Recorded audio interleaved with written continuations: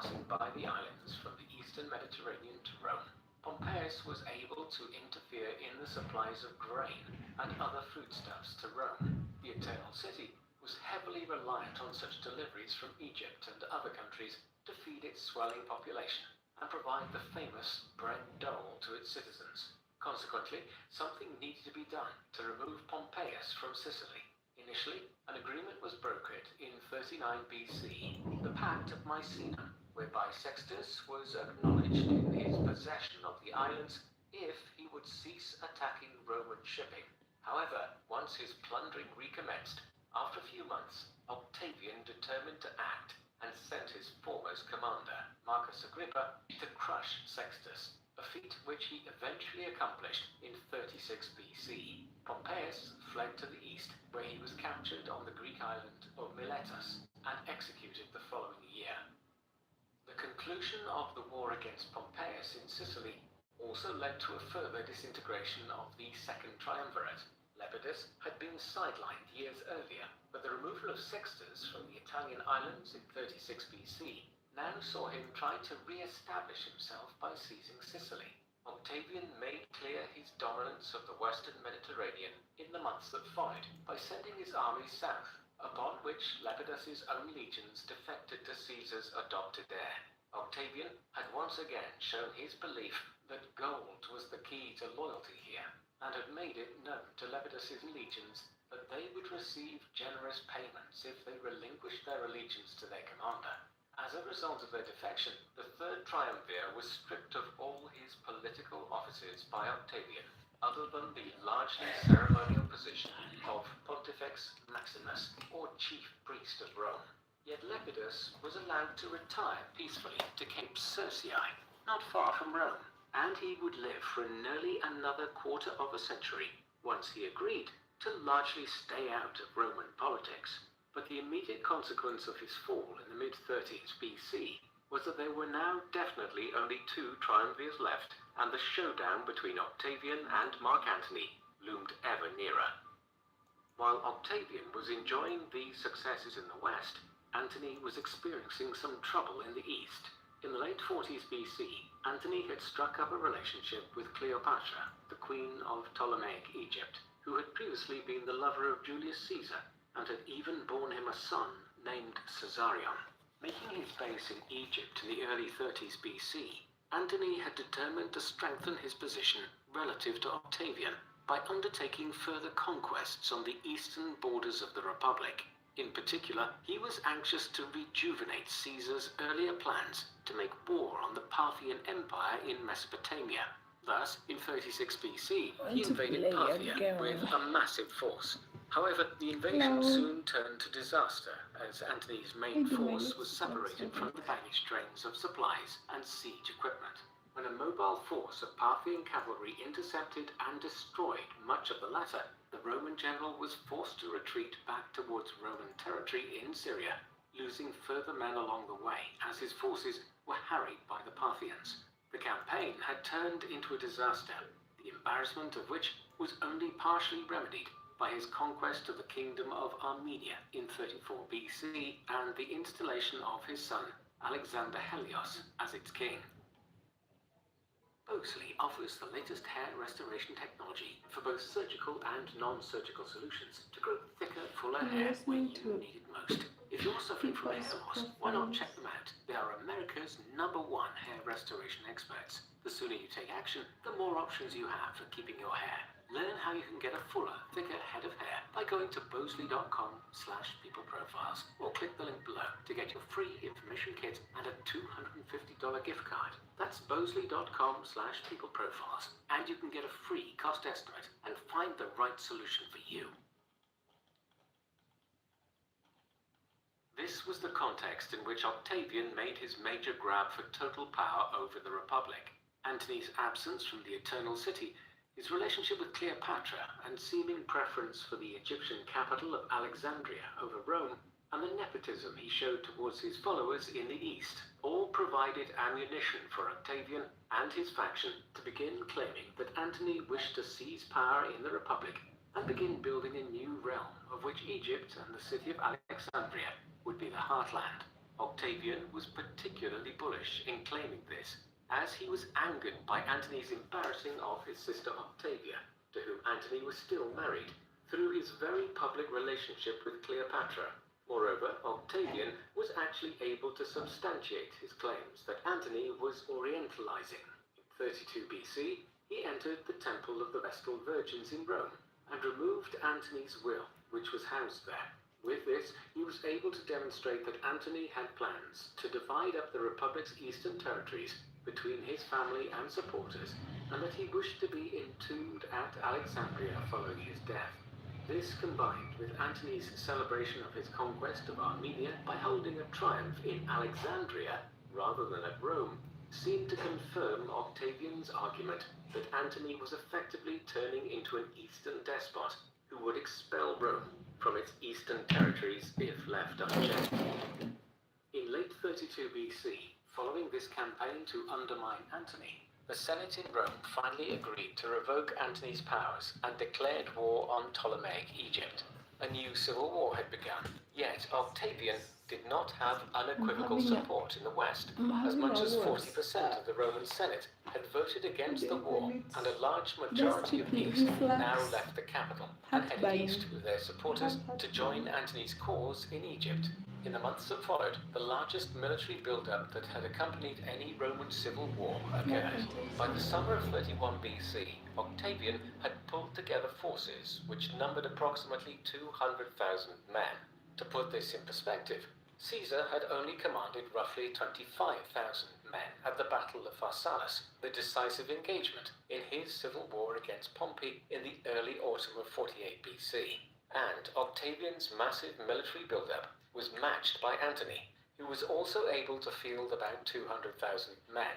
Just as significantly, both quickly assembled large fleets of hundreds of galleys, as this was a war which would play itself out as much in the Mediterranean as on land. By the summer, both sides were channeling their armies towards Greece, which, like Caesar and Pompey's showdown in 48 BC, and the end of Brutus and Cassius's revolt at Philippi in 42 BC, would act as the theatre in which yet another civil conflict of the late Roman Republic would play out.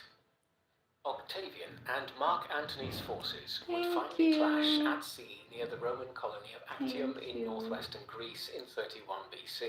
This was at the mouth of the Ambracian Gulf, approximately 50 kilometers south of the southern tip of the island of Corfu. Antony had begun assembling his land and sea forces here in the summer of 31 BC, in preparation for a planned strike against mainland Italy. Octavian responded by concentrating his forces on the Greek mainland opposite Corfu, to the north of Actium.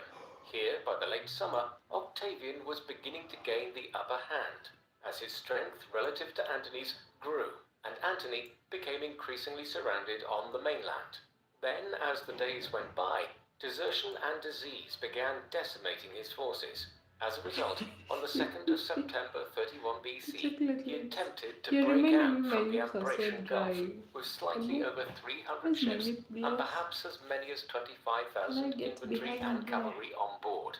Octavian's forces of roughly 400 galleys, under the overall command of Marcus Agrippa, had lined up in the waters around the exit from the Gulf, as Antony's fleet sailed past Actium to try to break out into the wider Mediterranean. The Battle of Actium, which followed, would be the decisive conflict of the Civil War. Octavian's fleet was numerically superior, but his ships of an Italian build were smaller than the larger galleys of Antony's eastern fleet. However, even this seeming advantage for Antony was diluted by the fact that Octavian's ships proved more agile and could stay out of range of fire from Antony's vessels in the hours that followed. However, what possibly sealed his fate at Actium was that his ships became caught in dead water while trying to break out of the Ambracian Gulf, a marine phenomenon whereby ships can only move at a fraction of their normal speed due to being caught in highly saline water. This, or perhaps a run of bad winds, stranded many of Antony's ships for long enough that Octavian's galleys were able to come close enough to start many fires on the decks of Antony's own galleys. This combined with a breakdown What in is communication natural between the energy? different parts of Antony's fleet Using saw charcoal his fleet almost completely destroyed in the hours that and followed. gas. As nighttime Biogas is descended natural near Actium, energy. Mark Antony's hopes of defeating Octavian were ablaze across the waters outside the Ambracian Gulf. In the aftermath of Actium, Antony managed to escape back to Egypt. Octavian and Marcus Agrippa pursued him, and Antony eventually committed suicide Serkan by from falling on Turkey, his own Istanbul. sword Do on you the know where 1st I'm of August from? 30 I think BC you know. after another defeat at Alexandria. How This is brought the latest civil war, Istanbul? the final civil war of the Roman Republic, to an end. Cleopatra followed her lover's example 9 days later and killed herself by drinking poison, not, as legend would have it, through the bite of an asp. And Octavian was not inclined to show mercy to those who had survived. Both Caesarion, Cleopatra's son by Julius Caesar, Yes, and I'm Marcus from Kenya. Antonius Antyllus, Maybe you Mark know. Antony's son by his earlier wife Fulvia, were executed. The two had been born within weeks of each other in 47 BC, and were consequently in their late teens in 30 BC. Octavian had not been much older himself when Caesar was assassinated, and he began his political and military ascent. Unwilling to take any risks that the pair would one day pose a threat to him, he had them killed. Egypt, which had been a client state of Rome's up Let until me 30 look for my BC, was next formally annexed to hairstyle become the latest province inspiration. of the Roman Republic. Supermodel fashion Like model. Caesar before him, Octavian did not move I to will get immediately into establish himself modeling as maybe. emperor of Rome, although he was now unrivaled in the If you same have way drugs Caesar had for been me, between 48 BC and 44 BC. Unwilling to make the mistake his great-uncle had made of claiming dictatorial powers and never relinquishing them, or asking the Senate's consent, he instead began slowly changing his own constitutional position in the months and years following the end of the Civil War in 30 BC. Firstly, after returning to Rome, he had himself and Marcus Agrippa made consuls for a year, and he would hold the title every year down to the late 20s BC. In tandem, Octavian tightened his grip on the military and also began diverting the Republic's wealth into his own coffers in ways which allowed him to bestow enormous amounts of financial patronage. Then he reached an agreement with the Senate that he would divide control over the Republic's provinces between them, whereby Octavian and his magistrates administered some, and the Senate others. And by this means he created the idea that he was ruling with the consent of the Senate and the old aristocracy, instead of bludgeoning it into obedience, as Caesar had attempted. For all that these magnified Octavian's position in the aftermath of his victory over Antony, it was not until 27 BC that the real change in the constitutional status of the Republic and his position within it was transformed. In January of that year, the Senate granted Octavian 2 new titles. The first of these was that of princeps, meaning first or the foremost within a group. The new title signified that Octavian was now the first citizen of Rome. The other title which was bestowed was that of Augustus, roughly meaning illustrious one, as a term of reverence. Octavian now took the latter, along with his great-uncle's cognomen, as his new name. Henceforth he would be known as Caesar Augustus, while he styled himself as Imperator, a term which in Latin effectively means commander, but the meaning of which today is emperor or ruler, based largely on the knowledge that the imperators who ruled after Augustus were emperors of a Roman Empire.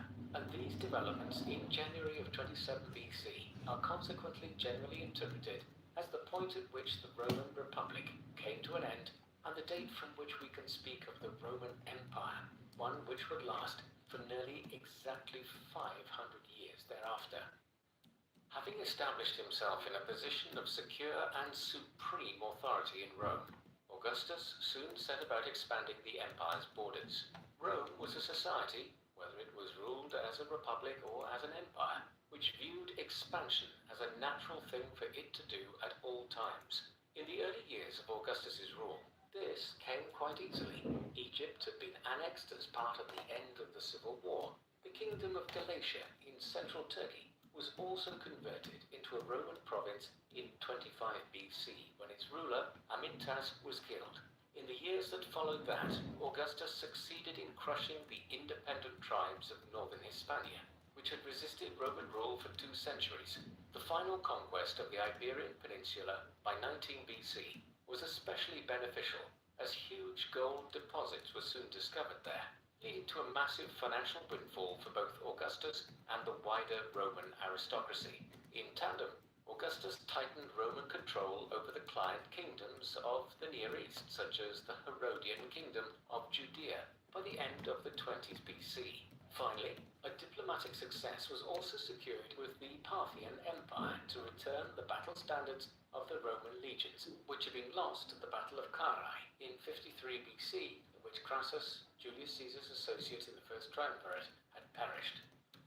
Yet it was not all plain sailing during these years. In the spring of 23 BC, Augustus became seriously ill, and many believed he was on his deathbed.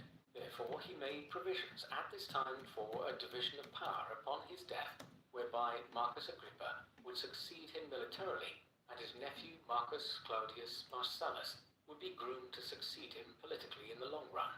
Although he recovered from the illness, the entire episode made Augustus acutely conscious of the necessity for a clearer constitutional arrangement, and during the course of 23 BC, he agreed with the Senate that henceforth he would not appoint himself as consul, but would be granted the office of tribune for life, with the powers of a Roman censor combined with this.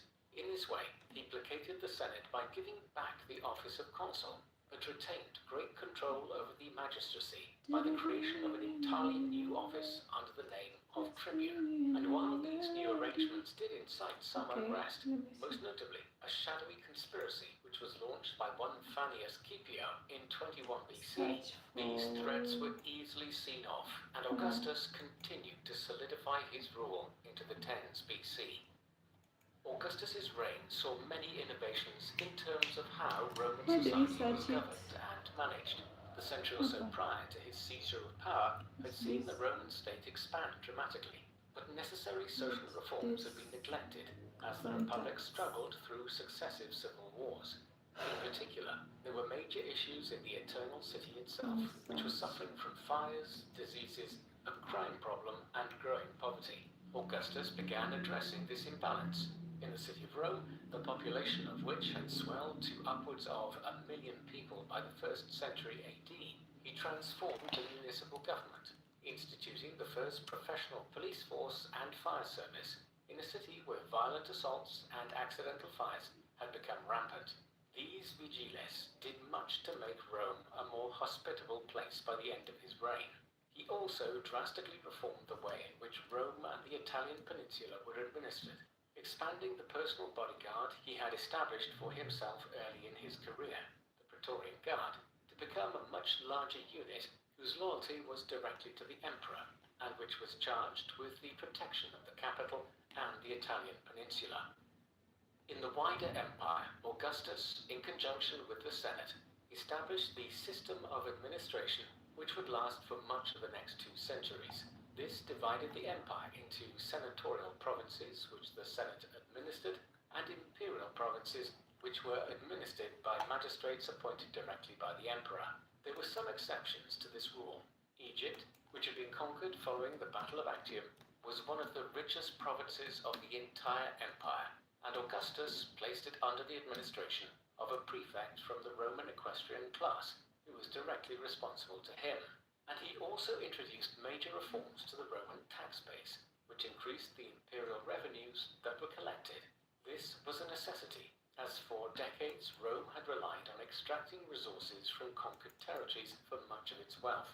In introducing a proper taxation system of land and trade, Augustus was creating a more stable and secure source of revenue for the empire.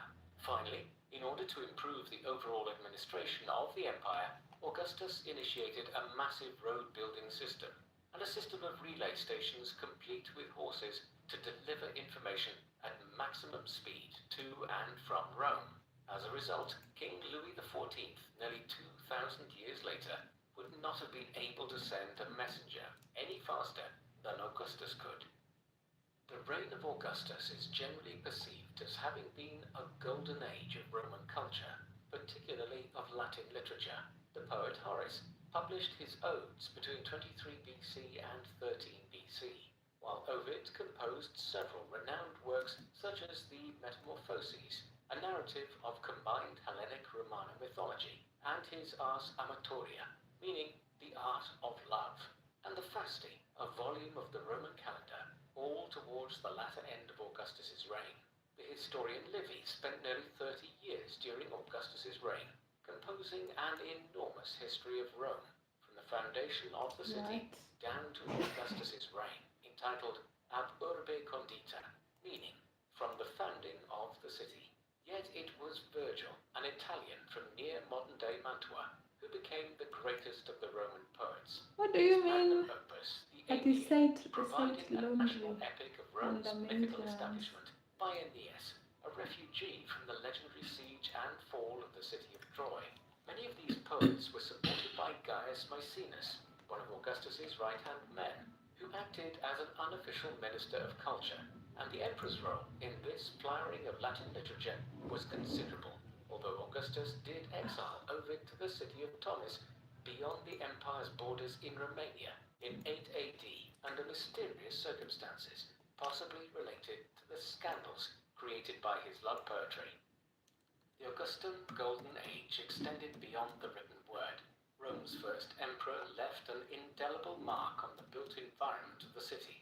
He was responsible for constructing numerous major monumental buildings in the center of the city, notably the Forum of Augustus, complete with a temple to Mars Ultor, and the Triumphal Arch of Augustus, while the Mausoleum of Augustus, which he built shortly after the end of the Civil War, covered an area the size of several city streets along the banks of the river Tiber, and became the resting place of the remains of all the Julio-Claudian emperors and many members of Augustus's extended family. Other buildings, such as the Portico of Octavia, which was built in honor of the emperor's sister, and the Baths of Agrippa, the city's first public baths, constructed by Augustus's most trusted ally Marcus Agrippa, were built either by or on behalf of the emperor's family and friends. Perhaps unsurprisingly, given all this building work, the foremost work on Roman architecture, De Architectura, was written by the engineer and architect Vitruvius during the first decade of Augustus's reign. It was still being used as a major work in the field as late as the 18th century, and Vitruvius's writings were used in such famous buildings as the Dome, which Filippo Brunelleschi built on top of the Cathedral of Santa Maria del Fiore in Florence in the 15th century. Throughout his reign, there continued to be widespread speculation as to who, if anyone, would succeed Augustus in the unique position he had carved out for himself within the Roman state. Augustus had married 3 times. His first 2 marriages were brief affairs. The first to Claudia between 42 BC and 40 BC was a political marriage designed to shore up alliances during the politically turbulent years following Caesar's assassination. The second to Scribonia followed immediately after his divorce from Claudia, but similarly, it only lasted 2 years, down to 38 BC. However, this particular union did result in Augustus's only biological child, a daughter named Julia. Augustus, who was still Octavian at that time, divorced Scribonia the very day that she gave birth to Julia. What? The grounds were that she had committed adultery, but this may have simply been a convenient excuse, as Octavian... How can you divorce your wife on the day she gives birth? Livia was married herself to Tiberius Claudius Nero, a Roman senator with whom she had 2 children. She quickly obtained a divorce herself, and she and Octavian were wed in 37 BC. They would be happily married for the next 50 years, down to Augustus's death, but the marriage never produced any children, though the reasons are unclear, as both Livia and Augustus had children from their previous marriages. Had Augustus's marriage to Livia resulted in a son, the issue of the succession might have been clearer, though this is by no means certain, as Roman succession practices often involved the adoption of an heir who was considered a worthy successor. From the 20s BC onwards, Augustus considered many possible heirs. Early on, his preference clearly seemed to be for Marcus Agrippa, his most trusted general and ally. Agrippa was was periodically placed This in charge of person was affairs in writing the Eastern publications Empire, and Augustus before I was betrothed his daughter born. Julia to him, Funny how a old union are which people resulted in 5 who are children. However, Agrippa had been born in like 63 today. BC, Today the same I year saw a as video about Octavian, Eminem. and he died I'm in like, 12 BC, how old is long this before the man? emperor. He was Thereafter, already in his Augustus 20s began when I was grooming born. his 2 grandchildren from Agrippa and I Julia's thought marriage, he's still like Gaius 30 Caesar years and old. Lucius Caesar, as potential heirs. Unfortunately, though, the 2 young men both died under relatively mysterious circumstances within 18 months of each other between the autumn of 2 AD and the spring of 4 AD. Suspicions abounded that the Empress Livia had them poisoned to ensure the succession of her surviving son from her first marriage, Tiberius. His route to the imperial titles seemed assured from 6 AD onwards, when Julia and Marcus Agrippa's only living son and Augustus's only surviving biological grandson, Agrippa Posthumus, was banished from the empire for his excessively brutal and violent conduct. In addition to concerns about the succession, the final years of Augustus's reign saw a shifting situation with regard to the empire's borders, or what we might call its foreign policy. As we have seen, the earlier years of Augustus's reign saw the consolidation of the empire's borders in regions such as the Iberian Peninsula, the full conquest of which was finally completed in the early 10s BC. The second half of his reign saw an effort to consolidate the land corridor between the western and eastern parts of the empire in Europe by conquering the regions then known as Pannonia, Illyria, and Moesia, approximating with Croatia, Bosnia and Herzegovina, Albania, Kosovo, and parts of Serbia today. In doing so, the empire's territories were extended into an unbroken chain from the Atlantic coast of Iberia all the way eastwards to Thrace in modern-day Turkey. A final revolt, known as the Great Illyrian Revolt, began here in 6 AD amongst the native tribes. This former guy was still there. All of the Western Balkans was brought firmly under Roman rule. Other his consolidations email. Involved acquiring greater And control now over my Armenia in the east to shore up the eastern border, while the Herodian Kingdom of Judea, which had been a client state for decades, was formally annexed and made into the province of Judea in 6 AD. Thereafter, Augustus began a process of downscaling the military preparedness of the empire and limiting the amount of future conquests which would be undertaken. The one region where Augustus continued to adopt an aggressive foreign policy stance was in Germania.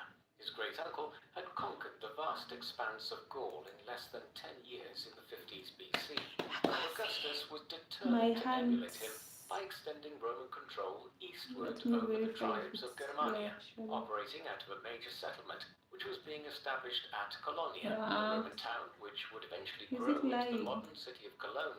The Roman legions, led by Augustus' great-nephew Germanicus Julius Caesar, began foraying beyond the River Rhine into central and eastern Germany in the late 1st century BC. The advance was so swift at this time that by 7 BC, Roman arms had extended as far as the River Elbe in the east of the region, and a new province called Germania Antiqua was established out of these lands. However, this seemingly comfortable conquest of such a broad expanse of land was too good to be true.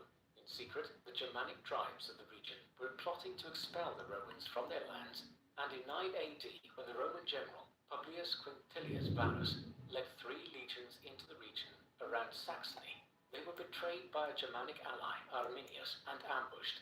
Virtually the entire 3 legions, some 15,000 men, were killed at what has become known as the Battle of the Teutoburg Forest. Henceforth, plans to conquer Germania were abandoned, and the River Rhine was established as the northern boundary of the empire. Caesar Augustus died in the year of 14 AD on the 19th of August, a month which was named after him, after July had been named after his great-uncle Julius Caesar.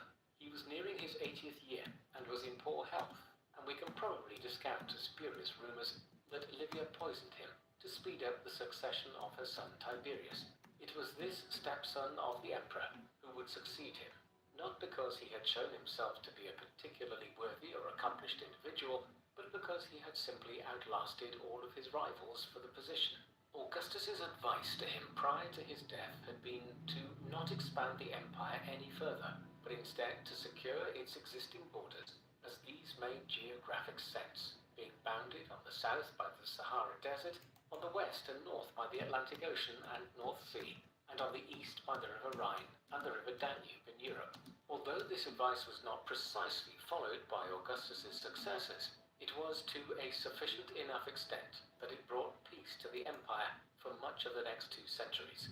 This is often referred to as the Pax Romana, the Roman peace, under which Rome's 50 to 70 million subjects lived through a period of unprecedented stability and prosperity. It was a far cry from the chaos which characterized the Roman Republic when Octavian was born into it. In the decades which followed, it became clear how difficult Augustus's job as first emperor of Rome had been. His reign was followed by several much poorer ones. His direct successor, Tiberius, is generally understood to have been an aloof, poor ruler who spent years absent from Rome and who relied on unscrupulous middlemen such as the soldier Sejanus to rule on his behalf. He was succeeded by Caligula in 37 BC, a great-grandson of Augustus's, who is generally deemed to have been a mad tyrant and a sexual deviant. When his short reign ended in 41 BC, another member of the Julio-Claudian dynasty, Tiberius Claudius Caesar, became Emperor Claudius. Although he was generally depicted as a weak ruler by Roman historians, Claudius was actually the most successful of Augustus's near successors, taking an interest in reforming the legal system and initiating a major building program throughout the empire. And the negative depiction of him was most likely on account of his being slightly disabled and having a limp, and thus not being seen as a martial figure who could wage war in the Roman tradition. The last Julio-Claudian emperor, Nero, is typically understood to have been a borderline lunatic who burned down Rome, and whose reign eventually ended in civil war and the end of the Julio-Claudian dynasty in 68 BC. Thus, Tiberius, Caligula, and Nero, through their failings, did much to highlight exactly how great Augustus's accomplishment had been in bringing stability to the Roman state. Caesar Augustus, the man who became first citizen of Rome, but who began his political ascent as Octavian when he was little more than a boy, is a character who has widely divided opinions in the 2,000 years since he ruled as Rome's first emperor. It could be argued, and has been argued, that he brought the Roman Republic to an end and established a system which destroyed the empire's more democratic institutions. Such a view was articulated by subsequent generations of Roman historians, such as the late 1st century AD senator and writer Tacitus, who claimed that Augustus had subverted the will of the people and made them slaves. In this interpretation, the man who was granted the title of the Illustrious One by the Roman Senate was nothing more than a power-hungry tyrant, the last man left standing after decades of civil war which tore the Republic apart. Moreover, his reign was dominated by warfare, from the near-constant turmoil of the Second Triumvirate to the civil war with Mark Antony, through successive wars in the Middle East and then in Germania. Tens of thousands and quite possibly hundreds of thousands of people died as a result of the conflicts he engaged in or directly initiated.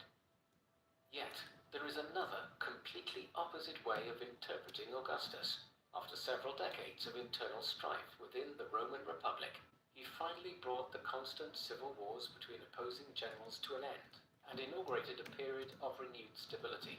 This allowed for the initiation of wide-ranging social reforms and the reorganization of the empire, while the more settled environment in Rome led to the flowering of arguably the greatest period of Roman culture that was seen in its 1,000-year history. Moreover, his foreign policy was practical, insofar as he tried to consolidate Rome's control over the regions it was a major player in already, and then created new borders along easily defensible geographic areas, such as the River Rhine in Germania. In doing so, he effectively consolidated the empire after a century and a half of somewhat chaotic expansion since the middle of the 2nd century BC. In doing all of this, he bequeathed to his successors a much more stable situation than Rome faced in the days of Julius Caesar. And when a line of generally competent emperors arrived in the 2nd century AD, the Roman Empire enjoyed a period of unprecedented peace, stability, and prosperity. But perhaps ultimately he was both of these things simultaneously, both the ruthless and power-hungry man who ended the Roman Republic and made himself ruler of an empire, and the individual who brought stability to a withered republic which was dying long before he consigned it to history. What do you think of Caesar Augustus? Was he a great emperor who finally brought peace to Rome after decades of civil war? Or was he a power-hungry tyrant? Please let us know in the comment section. And in the meantime, thank you very much for watching.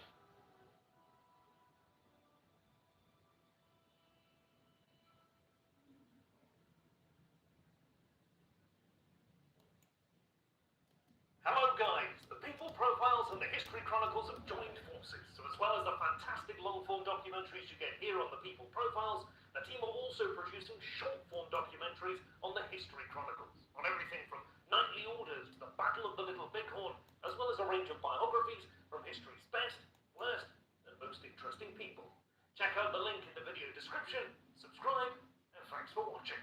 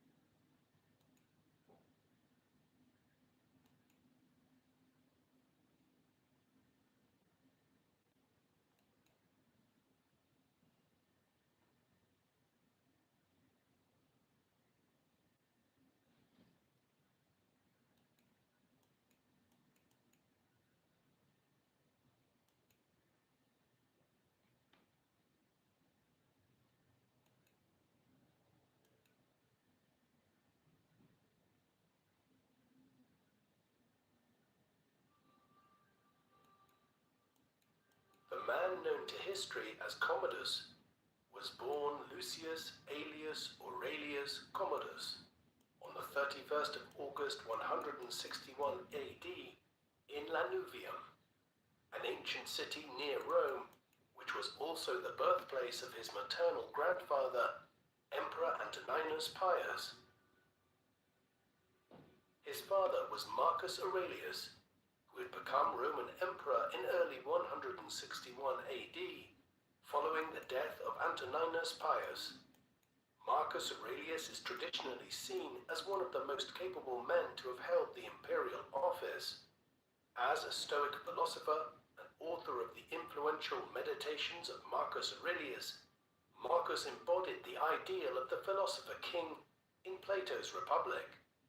In the traditional historiography, Marcus was the last of the 5 good emperors who ruled the Roman Empire between 96 and 180 AD, while his son Commodus is commonly seen as one of the worst emperors in Roman history, with tales of his excesses found throughout the histories of his contemporaries Cassius Dio and Herodian, as well as the Historia Augusta, a collection of partly fictionalized biographies of Roman emperors from the 2nd and 3rd centuries AD, which is believed to have been written in the late 4th century AD.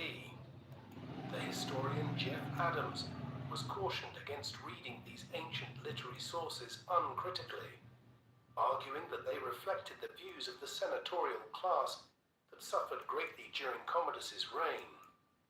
While the literary sources remain the most important sources for Commodus's biography, a more comprehensive account of his life can be constructed from the buildings, inscriptions, and coins that date from his reign.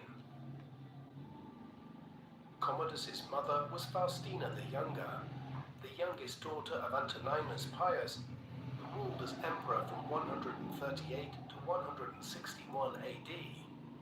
Faustina was around 15 years old when she married her cousin, Marcus Aurelius, in 145 AD, and the couple would go on to have at least 14 children, though many would die in infancy. The couple had already had 8 children by the time Faustina gave birth to Commodus and his elder twin, Titus Aurelius Fulvus Antoninus, who died at the age of 4 in 165 AD. The Historia Augusta refers to a theory that Commodus was not the son of Marcus Aurelius, but of a gladiator whom Faustina had fallen in love with. However, such a theory may have arisen as an attempt to absolve Marcus Aurelius of any blame for Commodus's personality, and the historical evidence otherwise suggests that Marcus Aurelius and Faustina were a devoted couple. Commodus was born at a time when the Roman Empire was experiencing a golden age. He was a member of the Nerva-Antonine dynasty, which came to the throne in 96 AD when the elderly senator, Marcus Cocceius Nerva, was elected by his peers to succeed the assassinated Emperor Domitian. While Nerva was not a direct ancestor of Commodus, his appointment of Commodus's paternal great-grandfather, Marcus Annius Verus, as consul in 97 AD, signaled the rise of the family's political fortunes. Although Nerva reigned for less than 2 years, he restored political order to the empire and secured the vital support of the army by adopting the general Marcus Ulpius Traianus, who succeeded him as the Emperor Trajan. Trajan enjoys a reputation as one of Rome's greatest emperors, both for his military conquests in Dacia, modern-day Romania, and his commitment to justice and order in Rome. While Trajan's adoptive son and successor Hadrian was unpopular among Roman elites for the execution of senators for conspiring against him, he was praised for his generous welfare programs, his interest in Greek philosophy, and his policy of consolidating the empire's domains by constructing border walls at the frontiers. This policy was continued by his successor, Antoninus Pius, Commodus's grandfather, whose 2 decades on the imperial throne were associated with economic prosperity throughout the empire and general tranquility on the frontiers. The brief accounts of Commodus's early life in the literary sources serve to foreshadow the corruption of his later life.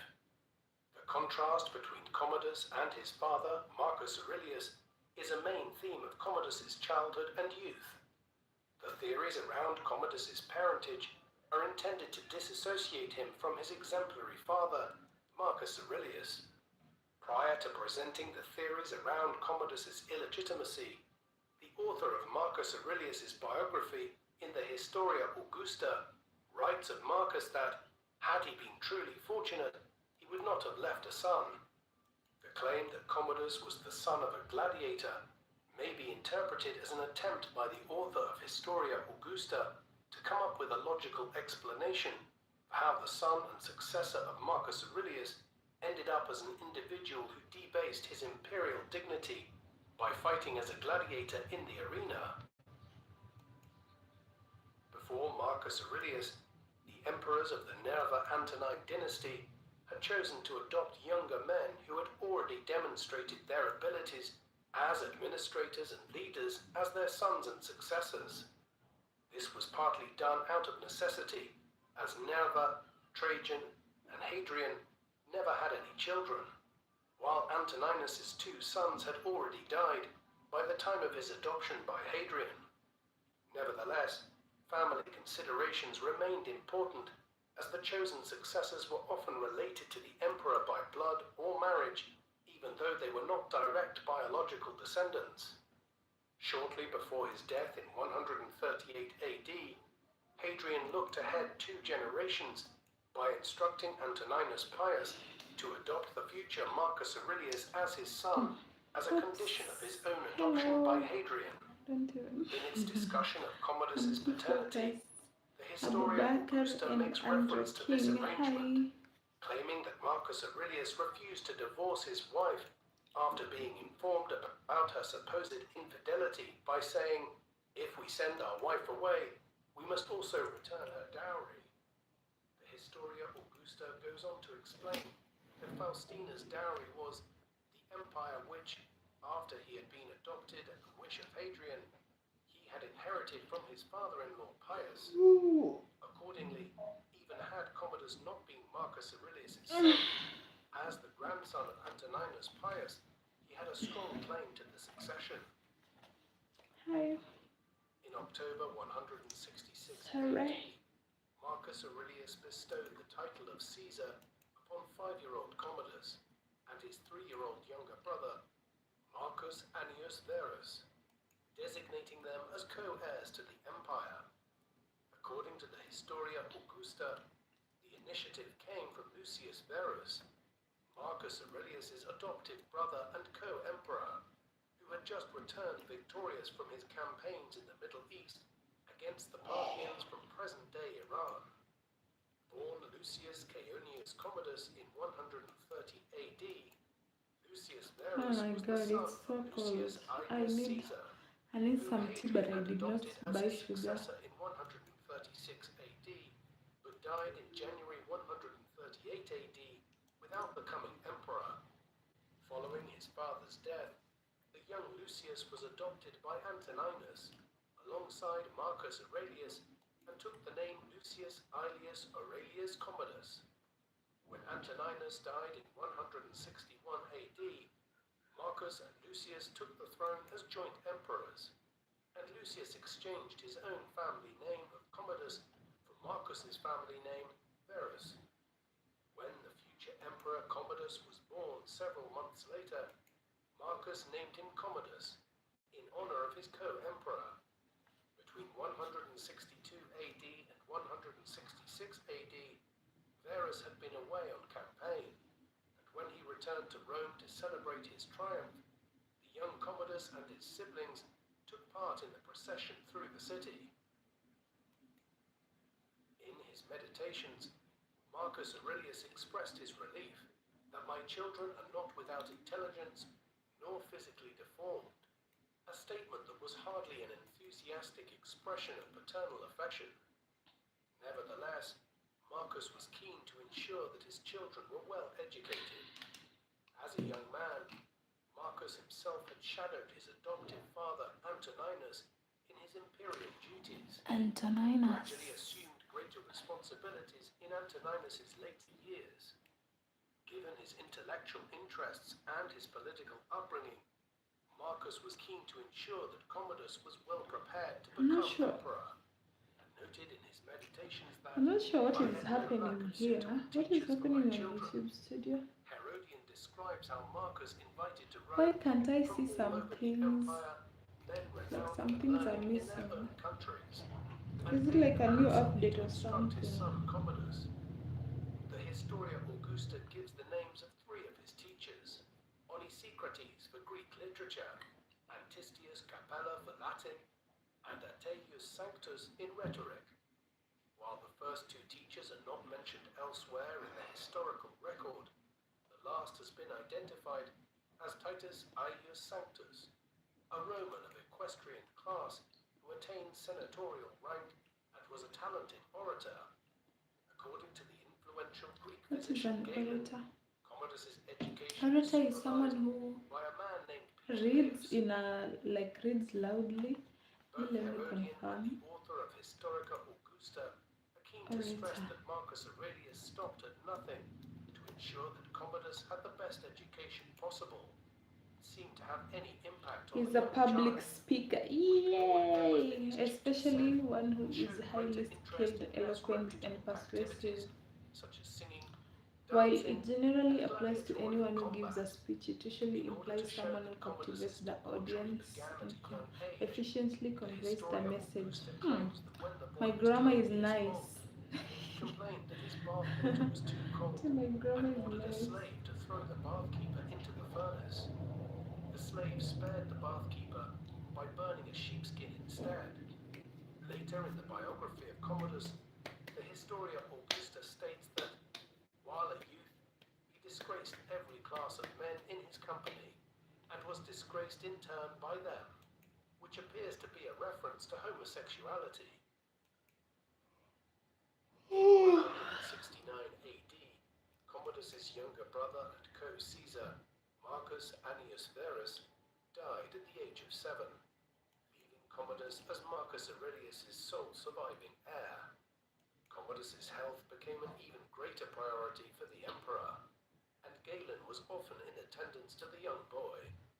On one occasion when Commodus was in his teens, he returned from the wrestling school Today's with a on heavy fever, 27th, okay. prompting Petulaeus Oh. to summon Galen to attend McDonald, the boy. hello. Petulaeus was surprised to see Orator. Galen It said diagnosed orator. an inflammation of the tonsils by simply taking Commodus's pulse, but the diagnosis proved accurate.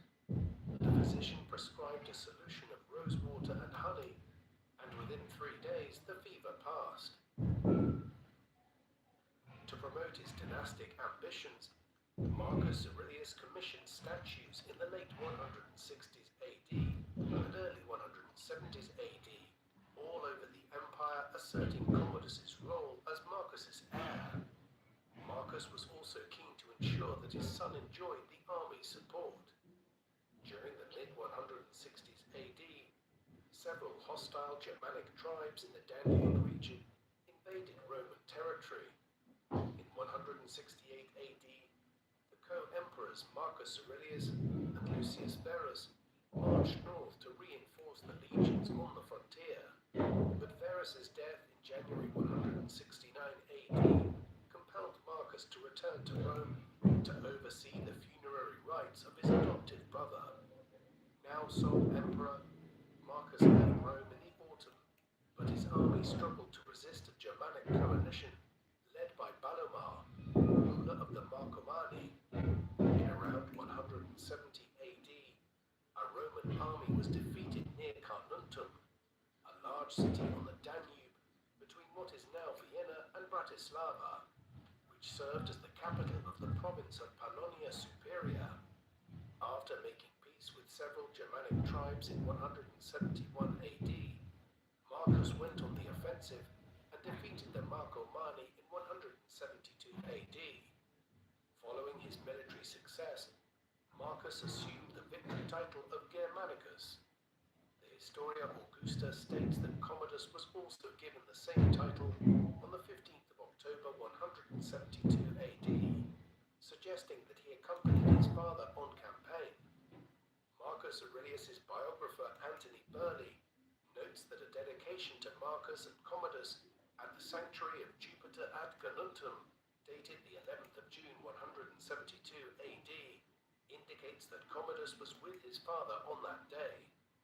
After defeating the Marcomanni, Marcus remained in Carnuntum to supervise military operations against other Germanic tribes, including the Quadi and the Iazyges. In January 175 AD, when Commodus was 14 years old, he entered the College of Priests, an ancient body which, in addition to its religious functions, served to elevate the public profile of young political leaders since the days of the Roman Republic. The Historia Augusta states that before coming of age, Commodus made a condiarium, or monetary donation to the people, an act intended to ingratiate him with the masses. After coming of age in July, he was appointed Prince of the Youths, a ceremonial position often bestowed upon future emperors. Commodus's coming of age was also celebrated in coins issued by Marcus Aurelius in 175 to 176 AD, bearing his son's image. The teenager is depicted in various guises, both military and civil, and is also associated with several gods, including Jupiter, the ruler of the Roman pantheon and the patron deity of the Roman emperors. Commodus's coming of age coincided with a major rebellion against Marcus Aurelius, led by Avidius Cassius, a military leader from Syria distinguished himself serving under Lucius Verus in the Parthian Wars. His military exploits earned him a consulship in Michael, hi, 166 how are AD. you? By the early 170s AD, he was supreme Good commander of Roman evening. forces in the east. The rebellion was prompted by I'm rumors checking these things that and Marcus Aurelius had died of sometimes it illness while shows on some campaign. features, sometimes it According to doesn't. I Cassius don't Dio, even know what's going Empress on. Faustina had informed Avidius Cassius that her husband was seriously ill and persuaded him to take the throne, as she believed Commodus was too young and immature to inherit the empire, and that political disorder would arise as a result. Without awaiting confirmation of Marcus's death, Avidius Cassius declared himself emperor in early 175 AD. While the Historia Augusta mentions Faustina's role, it also sets out an alternative theory that Avidius Cassius personally instigated the rumors about Marcus's death to justify his usurpation. Even after Avidius found out that Marcus had recovered from his illness, he continued to call himself emperor with the support of armies in Syria and Egypt. Although Marcus did not take the rebellion seriously initially, he was soon compelled to address the troops to strengthen their morale. Marcus lamented the uprising, telling his men that a plot has been formed against me by my dearest friend, and I have been forced into a conflict against my will. He went on to say that he would have been prepared to give up the throne to Cassius, but the latter had shown he could not be trusted. As he prepared to lead his army east to confront the usurper, Marcus reminded his legions that they not only enjoyed a significant numerical advantage, but were much better soldiers than Cassius's legions. At the same time, Marcus did not wish to see Cassius killed, and hoped that he could reconcile with his erstwhile friend. In order to promote his dynastic interests, Marcus summoned Commodus from Rome to join him in Sirmium, the capital of Pannonia Inferior, now located in northwestern Serbia. Commodus left Rome in the middle of May and would have been at his father's headquarters by early June. His coming-of-age ceremony was brought forward to the 7th of July, an important date in the Roman calendar, commemorating the day when Rome's legendary founder, Romulus, was raised to heaven to join the gods. By holding Commodus's coming-of-age ceremony in front of the Pannonian legions, Marcus Aurelius was sending a message to the army to acknowledge Commodus as his successor. Before leaving Sirmium, Marcus received news that Cassius had been murdered by one of his men. According to Cassius Dio, the revolt lasted little more than 3 months. Despite the death of the usurper, the emperor decided that it was still necessary for him to make the journey to the east to ensure the loyalty of his soldiers and subjects. After making peace agreements with the Germanic tribes, Marcus began his journey in late July, accompanied by his wife Faustina and his son Commodus. While the imperial party was traveling through central Turkey late in the year, the empress died around 45 years old. Following Faustina's death, Marcus and Commodus turned south into Syria, but purposely avoided Antioch, the capital of the province, which had served as Avidius Cassius's headquarters for a decade. In early 176 AD, they went through Palestine to Egypt, which Marcus was inclined to treat leniently, despite their declaration in Cassius's favor earlier in the year. Marcus had made a point of being magnanimous towards Cassius's former supporters throughout the empire, and insisted that none of the rebellious senators should be put to death. On the return journey to Rome, Marcus and Commodus visited Asia Minor before traveling to Athens, the intellectual capital of the empire. In September, the emperor and his son were initiated into the Eleusinian Mysteries, the secret ancient cult with the goddess Demeter and Persephone. By the late autumn of 176 AD, Marcus and Commodus were back in Rome. The emperor had been absent from the capital for 8 years and celebrated his return by distributing 8 pieces of gold to to a crowd of people who gathered to welcome him. Marcus planned to stage a triumphal procession later in the year to celebrate his victories over the Germanic tribes and intended for Commodus to share the honor. On the 27th of November 176 AD, the Senate awarded Commodus the title of Imperator, an honorific traditionally bestowed upon victorious commanders on campaign prior to their triumph in Rome. As Commodus had never been on the field of battle, this was a further manifestation of Marcus's Oh, efforts did I forget to buy associate his some son sugar? with his I exploits really and to position really him need as his tea. successor. According to the biography of Marcus Aurelius in the Historia Don't make my Augusta, laptop when the fall, triumph was please. celebrated on the 23rd of Por December, favor. while Commodus sat in the triumphal I guess chariot I'll go and to drove sleep the horses, right his now. father chose to run alongside it as a gesture of humility before the people of Yeah, Rome. bye bye. On New Year's Day 177 AD,